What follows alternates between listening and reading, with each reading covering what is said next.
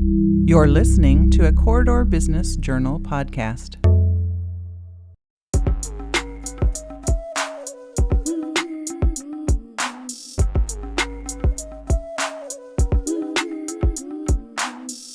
It's time for straight talk about diversity, frank questions, honest answers, and real insights. It's Diversity Straight Up, brought to you by Green State Credit Union, with your hosts Sarika Bhakta of Nikkei Diversity Consulting and Anthony Arrington of Top Rank Professional and Executive Search Firm. Diversity Straight Up, brought to you by Green State Credit Union, is a Corridor Business Journal podcast. On today's episode, Janet Godwin, CEO of ACT.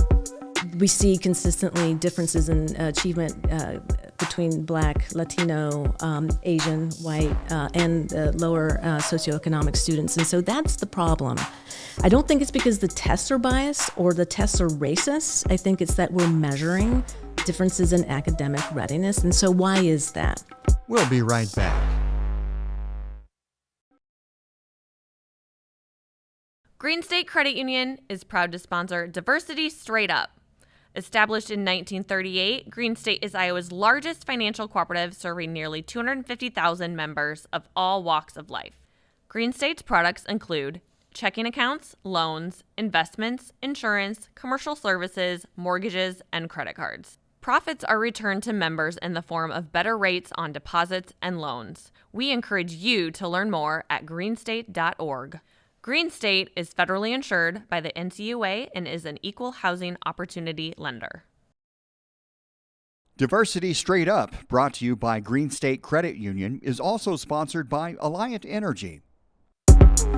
Welcome to another episode of the Corridor Business Journal's Diversity Straight Up. I'm your co-host, Sarika Bhakta. And I'm Anthony Arrington. And we have an exciting guest here today, Janet Godwin, Hello. CEO of ACT.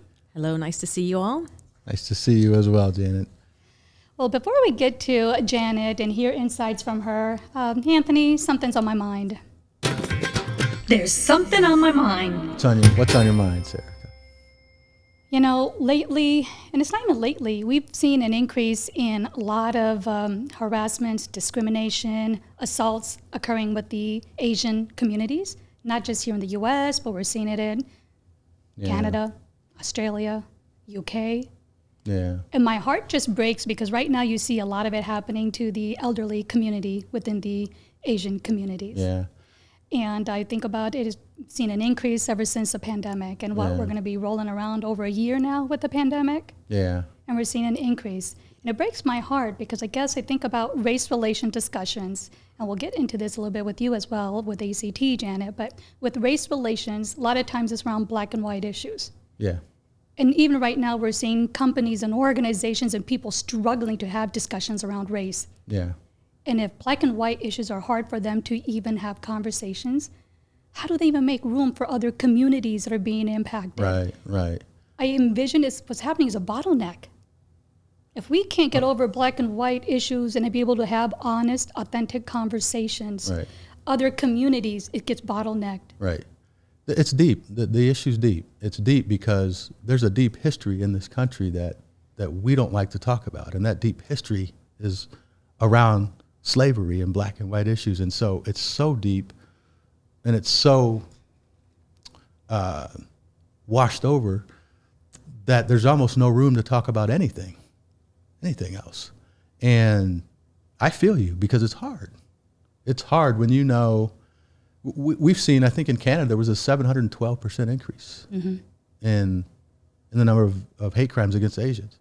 It's happening everywhere. So when you talk about race and when you talk about people of color, Indian, Black, Latino, they're all underserved populations and we're all struggling, and it's not good. It's tough to talk about. We can't even get over the big rock, and we've got all these other rocks.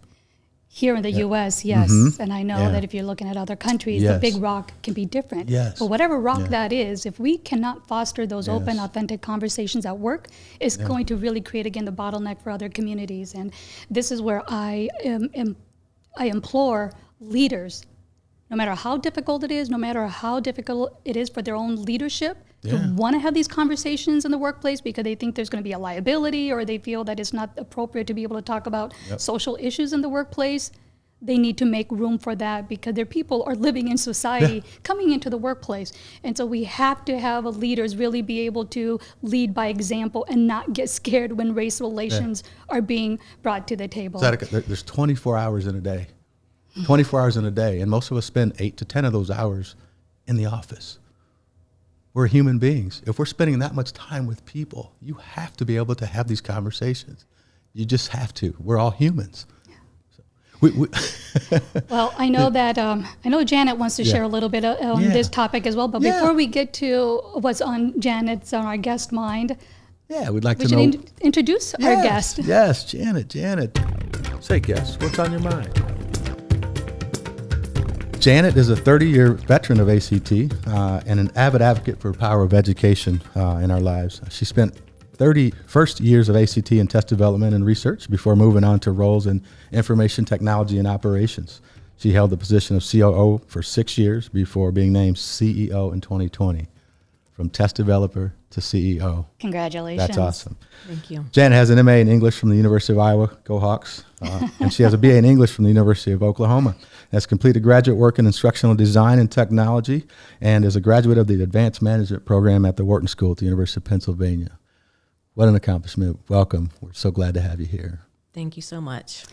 Well, I know that we had a heavy hitter of an intro. Any thoughts and reflections on that conversation before we delve into other areas? Sure. Actually, a lot. You spurred a lot of thoughts. But the last one that struck me, Anthony, was your comment about we spend 8 to 10 hours a day at work. And work is a community.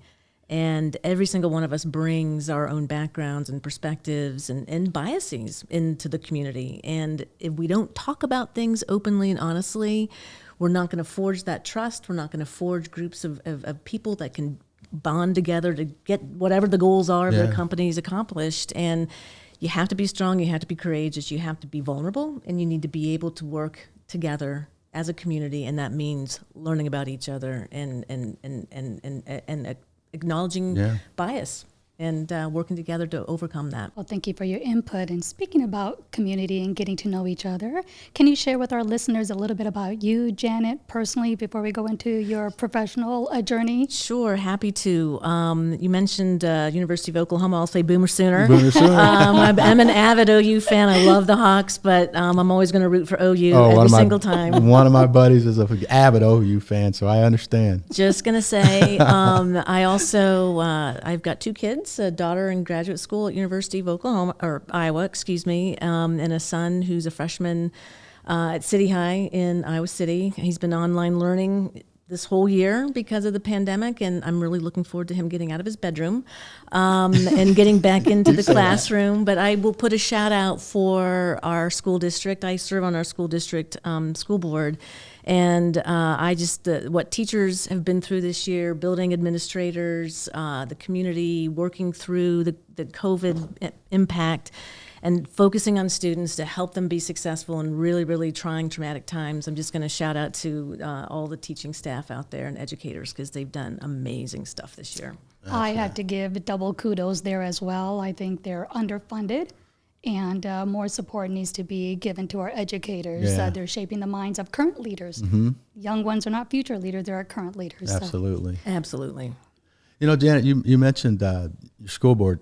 Time on the school board. We were having a conversation the other day, and you mentioned some aha moments that you've had when it comes to equity and diversity and inclusion, and particularly in the space of education. Mm-hmm. Can you talk a little bit about some of those aha moments and what they did for you personally and professionally? Absolutely. I think serving on the school board, obviously I've been a parent in the district for many, many, many years, but being on the school board has brought it home for me in terms of the goals that we have around diversity, equity, and inclusion, the opportunity gaps we see that are manifested in test scores and disciplinary rates and that kind of thing, bullying, harassment. There's so many factors that come together, and we have all kinds of goals and programs and initiatives, and I want to, we do a good job, but what really has struck me, it's that we're not doing enough. And when we have families come and talk about, boy, I really need to have some of our materials presented in Arabic, first generation Sudanese families here in the U.S., and we have to do a better job of reaching them where they are. There's a really remarkable student from West High, Daja is her first name, and she's served on every kind of equity committee and panel that we've had. And it was this summer, we were on a Zoom call, I'll never forget, we were having discussions around the Iowa Freedom Riders who would put forward some requests, demands for the school district to respond from curriculum and disciplinary actions and all kinds of things, spot on. And Deja was on the Zoom call, and she said, I've been on every one of these, equity committee and programs forever, and I just got to tell you, I'm tired because it doesn't feel different to me. And that was powerful to me because we think we're doing good work. We are doing good work, but until people of color feel better and heard and acknowledged and met where they are, then we're not doing enough. And it just brought it home because this young woman is strong, smart, hardworking, Right. and we hadn't done enough for her. And if we haven't done enough for her, I can tell you we're not doing enough for every other student in our district that's facing the kinds of systemic issues that we have in our society. Something you said before that really struck me. You said, I knew it. I knew these things. I knew about these inequities, but I didn't feel it. And something hit you and you felt it. And I have this experience at my work at ACT as well that, there's sort of check the box things you can do around diversity and equity and inclusion programs. And it's important. It's educational. It's create awareness and grow and develop.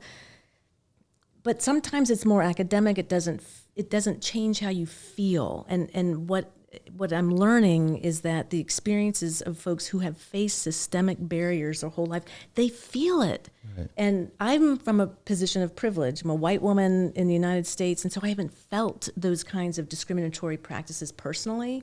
And so until I started hearing those stories directly from whether it's a team member at ACT or students in our school buildings, I needed to hear it. I needed to really listen, open up and experience through those experiences what that kind of trauma must feel like. And so it's easy to check the box and do the right things and put all the right practices in place, but until you feel it personally, I think it's really hard to embrace it and then really be an agent of change. So Janet, when you're looking at your team and your leadership team, what advice can you give other leaders that may feel it like you are and are going on this journey? They understand their privilege, but trying to get the rest of the team to understand or at least have empathy? Oh, it's a great question. So I think the senior leadership is really, really critical because without that focus, then you won't make progress. Absolutely.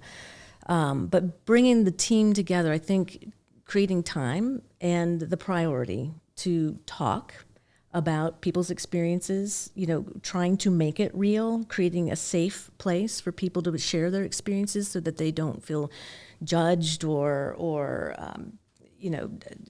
just a safe place. I think creating time and the focus and priority. And so something that we've sort of learned along the way at ACT, and we've had, leaders that running a diversity office or diversity programs, and it was always sort of like, that's off on the side. And so we're going to let that team be in charge of diversity, equity, and inclusion.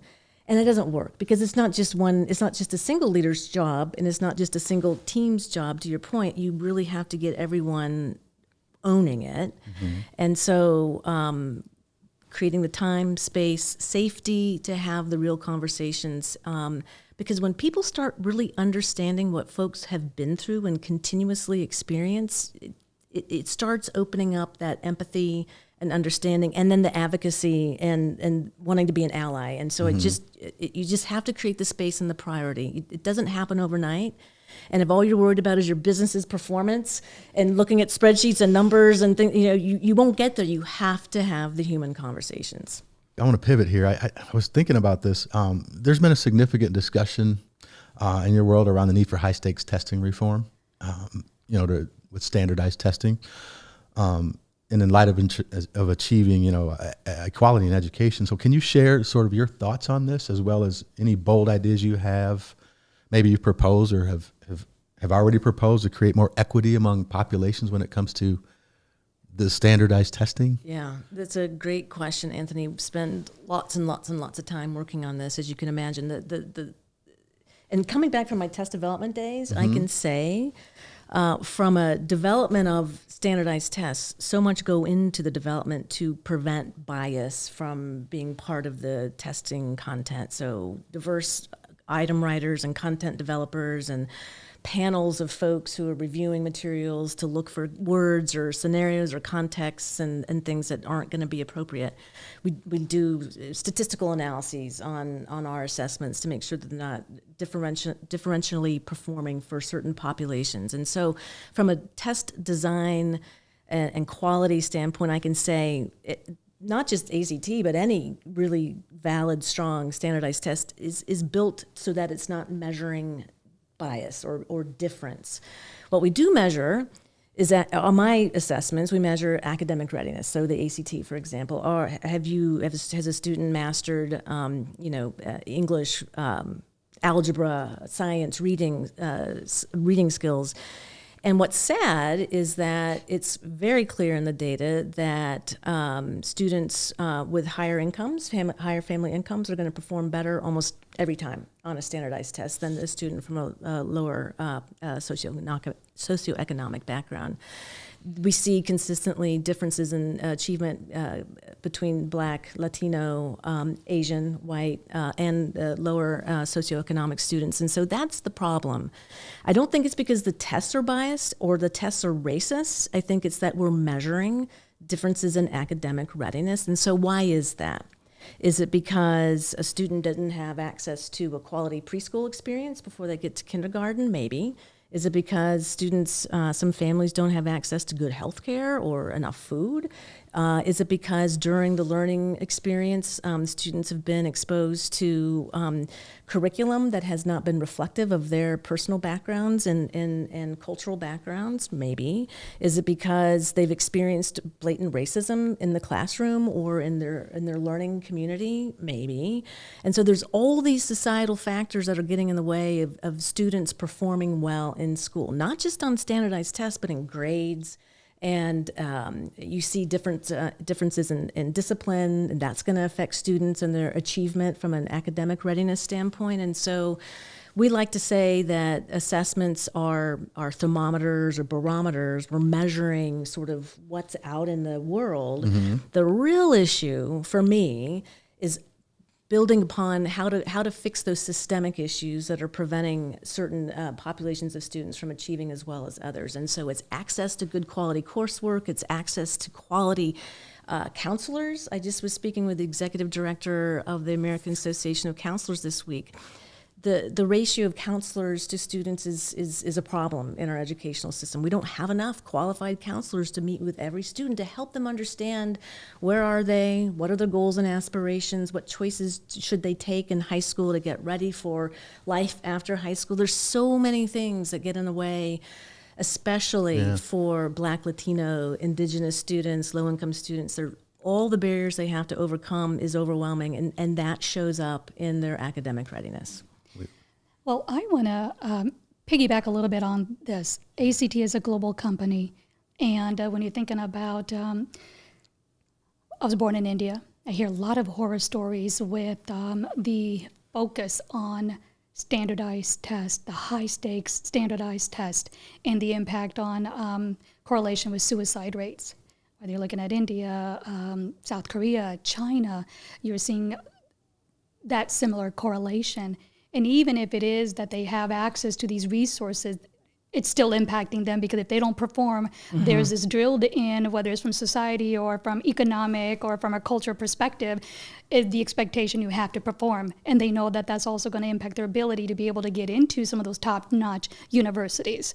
And I totally understand in terms of socioeconomic that they have resources, they can get the additional prep, they can get coaching. There's so many different avenues of access, but even those that do have avenues of access, the mental health aspect of it, what can we do about it? What can companies like you in this industry do to help combat that, especially to bring down that suicide rate? Yeah, no, it's a great question. Part of it is just the stakes associated with education. I mean, education around the world is really a vehicle for economic improvement, getting a better life, if you will. Education is an opportunity to a strong, good living, and we see that. And so the stakes are really high to get into that school that's going to give you the degree and the credential that will propel you into the kind of career that will help you have the economic stability going forward and for your kids and your family. So the stakes are really, really high, and it's so many of the stakes are associated with socioeconomics. You're looking to improve your outcomes after school. And so how can we lower the stakes? Well, maybe we can start thinking about how to create more economic opportunity beyond just going to elite schools. Can we create pathways to well-paying jobs through, in the U.S., community colleges that maybe the stakes are not trying to get into a Harvard, but still an excellent education that's going to yield an excellent living for a family to support their kids to generate some wealth and stability. And so the stakes are high with education, and it's a pathway out of poverty. And how to lower the stakes, I think, create more opportunities for economic advancement beyond just a narrow pathway through elite universities. Alliant Energy is a place where I can create the future, where my skills, creativity, and new ideas make a better tomorrow. I help deliver the energy powering moments that matter to you. It's where we care about the environment and our neighbors. A place where my talents and skills grow. My job isn't a job, it's my passion, my place, my purpose, because I am energy. See how you can put your energy to work at alliantenergy.com/careers. There are some proponents out there that are really advocating for really a test score optional policy. And I know that we've seen a lot of universities, four-year colleges and universities who are accredited, pivoting because of COVID. And so they're making, standardized tests, whether it's ACT, SAT, the test scores optional for students to have to submit as part of the application. So Janet, based on what you just indicated, that how do we create opportunities where we can get more to that education if education is a pathway to being able to get more economic success? How do you feel about the test, score optional policy? Yeah, it's another thing that we've been paying a lot of attention to, and the test optional movement is here. We've done a lot of research. Schools that have moved test optional during COVID are going to stay that way. But the research we've done also shows that the test scores not only are useful in admissions. And so if a school's test optional, they'll review your score if you send it. But they're also going to use that data to help them recruit and identify students who would be successful on their campus. They're also going to use the test scores to help them identify means to help a student be successful once they get on campus. So student success is a very big deal, as well as aid-based decisions around scholarships and merit and that kind of thing. So the data is important.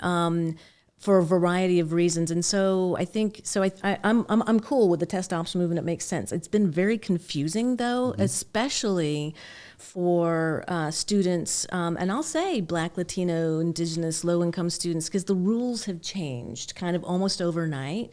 And so because education is a pathway to economic success, and saying, okay, I've been doing all my great coursework and I've studied for and prepared for the SAT or the ACT, and now you've changed the rules. I mean, how are you going to view my application next to somebody else's? And so there's a lot of concern and a little bit worried sentiment that subjectivity and some unfairness may come into that selection process because people saw test scores as objective, not subjective grading, not subjective from a student had a bad semester, maybe a parent died or divorce or something, and they were disrupted in their learning.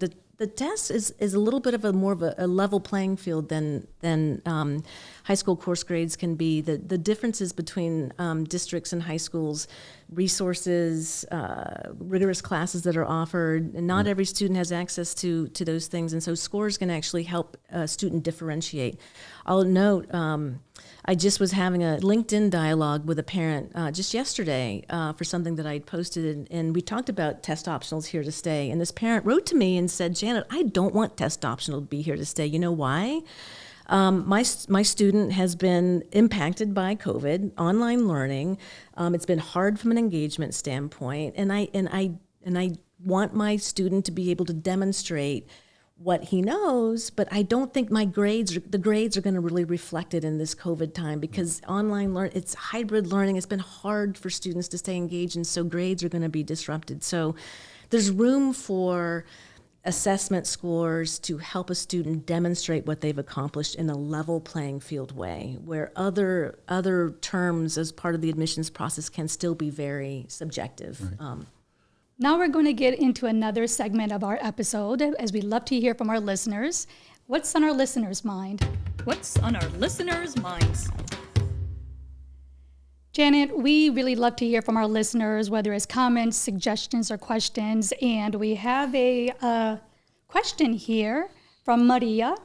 She said, I am a Latino woman, and I have been tapped to serve on many nonprofit boards and continue to get tapped to serve on other nonprofit boards. However, I would like the opportunity to serve on a for-profit board and be compensated for my time, talent, and expertise. What advice do you have for me to make this transition? Wow, that's a great question. I think continuing the networking,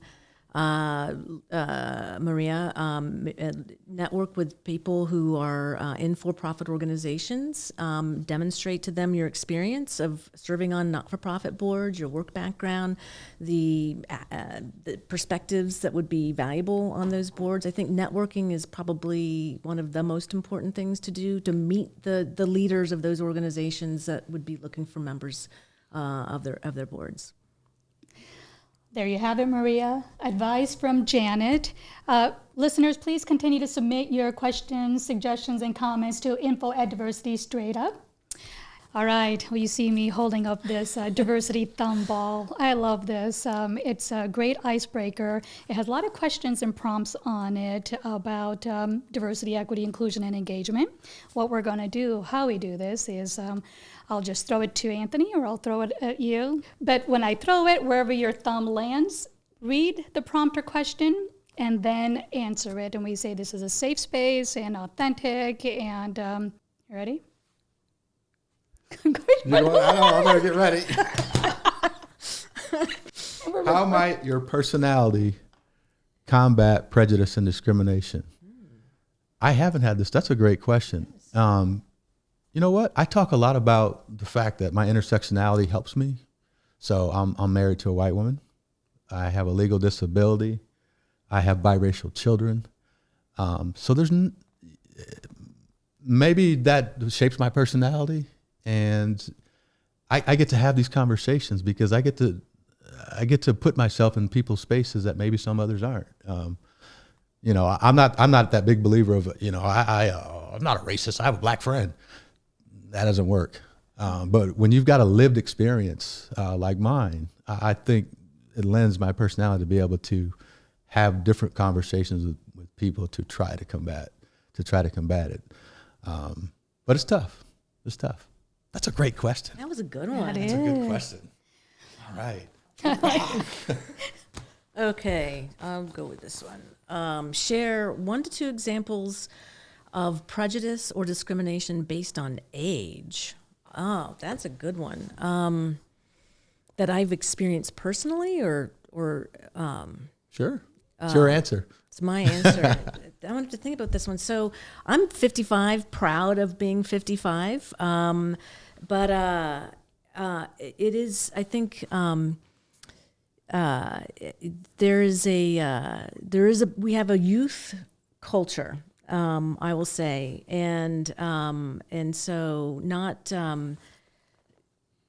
I like to do yoga. I like to work out, and this sounds like a very silly example, but you know, if you're trying to, you know, do a great job working out and you're 55, people are like, I don't want you on my team. You know, kind of thing. 'Cause Yep. You're not going to make it. You're the old person, right? Yeah. I'm definitely an old person, and that's a really trivial kind of example. I think in the workplace, I see age. I won't say discrimination at ACT because we work really, really hard on that. But I do think from time to time there's a bit of a bias in terms of new ideas and innovation.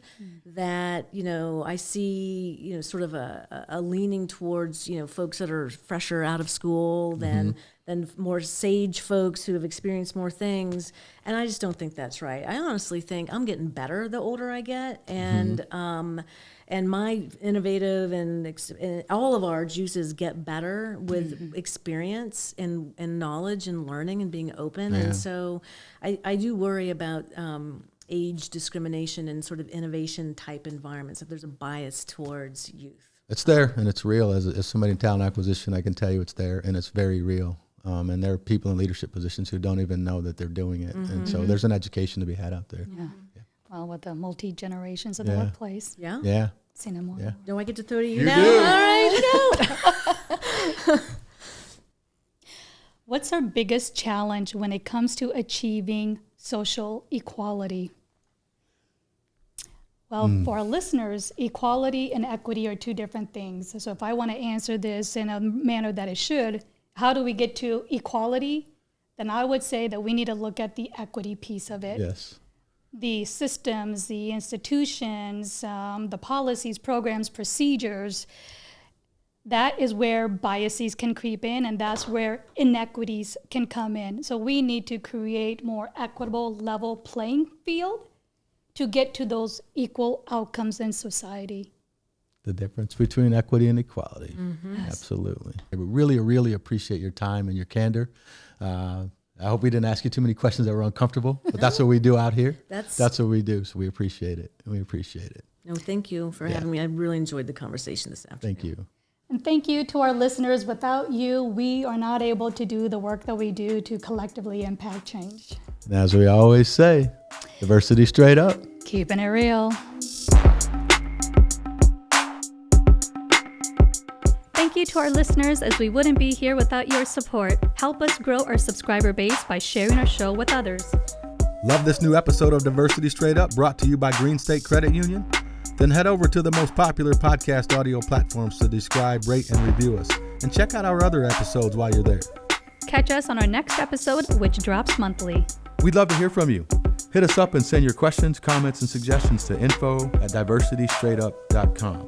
Remember, wherever you live, work, and play, our backyards are increasingly global. It's not enough to simply be a leader. Be a global leader by leveraging diversity with equity, inclusion, and engagement. And share your journey. This may empower others to be bold change agents. Be courageous, be authentic, be vulnerable. Diversity Straight Up, brought to you by Green State Credit Union.